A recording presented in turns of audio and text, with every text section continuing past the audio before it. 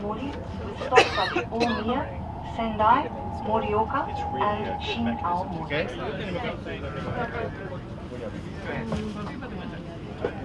I think I'm this way.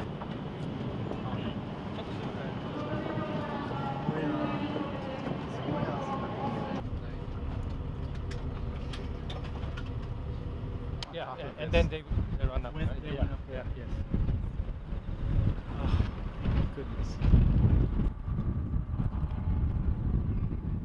My name is Yong Kim. I'm president of the World Bank Group, and I'm here in Sendai, inside Arahama Elementary School.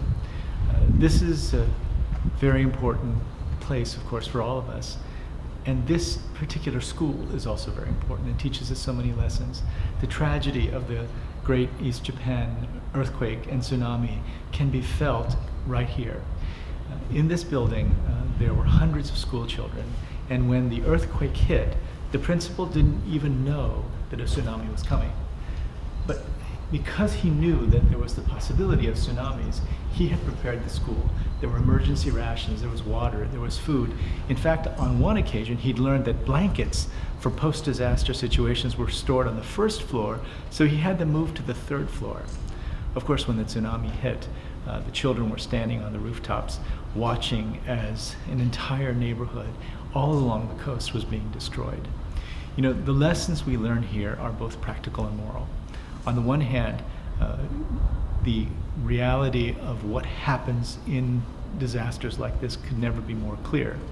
As a person who's been working in Haiti for a very long time, what happened in Haiti was all the buildings were destroyed. And so this building and the fact that there was preparation for the potential disaster saved hundreds of lives. The other lesson from Sendai, though, is the extraordinary solidarity that was shown by the people within this city, in the country of Japan, but moreover from all over the world. I learned from one of our World Bank staff that in fact the Japanese people received donations from so many different countries, including Afghanistan. The principal told us that there were so many volunteers to help out that he didn't have enough things for them to do. The moral consequences of these disasters are enormous. How are the children doing? When we asked the principal how the children were doing, what he told us was that the biggest problem is that the children were struggling to find a future for themselves. They wondered whether there would be another tsunami. They wondered whether they'd be able to finish their education, whether they'd be able to have careers. So one of the most important things he's doing is to try to restore hope to the children of this area. Well, in so many countries in the world where there is no preparation for the possibility of a tsunami, where there are so few resources anyway, where there are no emergency funds to be able to support the relief efforts and support rebuilding, we have to do more.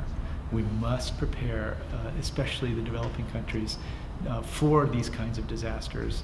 And we've got to increase our ability to respond, and to respond quickly when these disasters happen.